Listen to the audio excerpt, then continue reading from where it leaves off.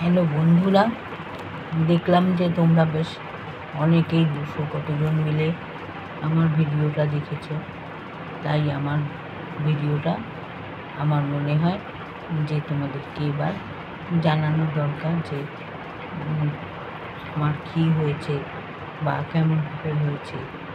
দেখো, কেমনভাবে হয়েছে বা কী হয়েছে এটা আমি নিজেও জেনেছি অনেক পরে। কেননা আমি প্রায় 20-22 দিন হসপিটালেই ভর্তি ছিলাম। আমার এখানে যে হসপিটাল রয়েছে সেই হসপিটালে, সেটাতে হিন্দুস্তান হেলথ পয়েন্ট, সেখানে আমি ভর্তি ছিলাম। কী হয়েছে আমি কিচ্ছু বলতে পারবো না, কারণ আমি ফ্যাল ফ্যাল করে তাকিয়ে দেখতাম, অথচ কিছুই বুঝতে পারতাম না। বা ঘুমোতাম, সেটাও আমি কিছু বুঝতে পারতাম না। আর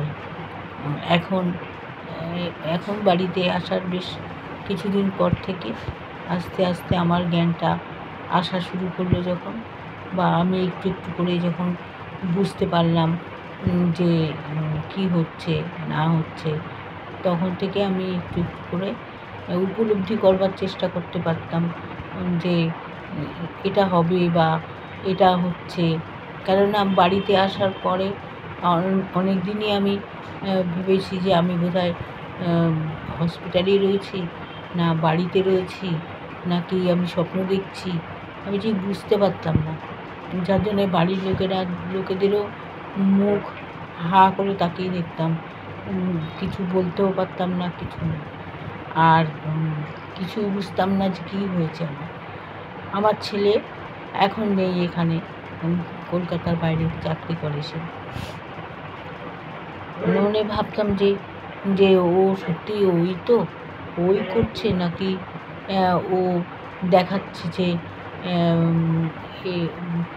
দেখো এরকম, মানে সিনেমার মতো কেন যেন একটা, আমি ঠিক বোঝাতে পারবো না যে আমি কী অবস্থার মধ্যে দিয়ে কাটিয়েছি কদিন। তারপর দিনের পর দিন যাওয়ার পরে আমি একটু ধাতস্থ হওয়ার পরে তখন আমার ছেলেই আমাকে বলে, তুমি জানো তোমার কী হয়েছিল? তোমার ব্রেন হ্যামারেজ হয়েছে, যার জন্যে তুমি কিছুই বুঝতে পারছো না। আর জানো তোমার কী হয়েছে? আমি তো হা করে তাকিয়েই রয়েছি, কারণ আমি কথা বলবার মতন ক্ষমতাও আমি হারিয়ে ফেলেছিলাম। যে কী করে আমি সময় কাটাচ্ছি, কী করছি, আমি কিচ্ছু বুঝতে পারছি না।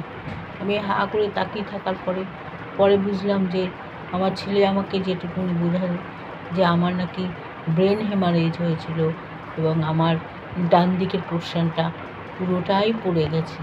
আমার বাঁ দিকের পোর্শনটা নর্মাল রয়েছে, সেটা দেখে তোমরা নিশ্চয়ই বুঝতে পারছো আমি বাঁ হাতে আমি মোবাইল ধরে রয়েছি।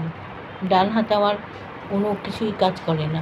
ডান হাতের অবস্থা একদমই খারাপ, যেমন দেখাতে পারবো কিনা আমি জানি না যে আমার ডান হাতের অবস্থাটা কীরকম। সেই ডান হাত শুধু না, আমার ডান হাত, তারপরে তোমার ডান দিক পুরো একদম পুরোই বসা, মানে কোনো ফাংশান নেই তার। তখন আমি বুঝলাম যে ও আচ্ছা, এই ব্যাপার হয়েছে আমার সাথে। তাহলে তার জন্যেই তো আমি এটা বুঝতে পারছি না যে কী হয়েছে আমার। ছেলে বলল, তোমাকে অত চিন্তা করতে হবে না, খালি তুমি চিন্তা করবে যে তুমি সুস্থ হয়ে যাবে তাড়াতাড়ি। আর একটা ছেলে আসে আমাদের চেনা জানা, আমার এই ছেলের বয়সী, সেই ছেলেটা আমাকে প্রত্যেক দিন ফিজিওথেরাপি করাতে আসে। এইটুকুনি আজকে আমি এই অবধি বলি, বাকিটুকু তোমাদেরকে পরে বলবো, আগামীকাল বা পরশু বলবো।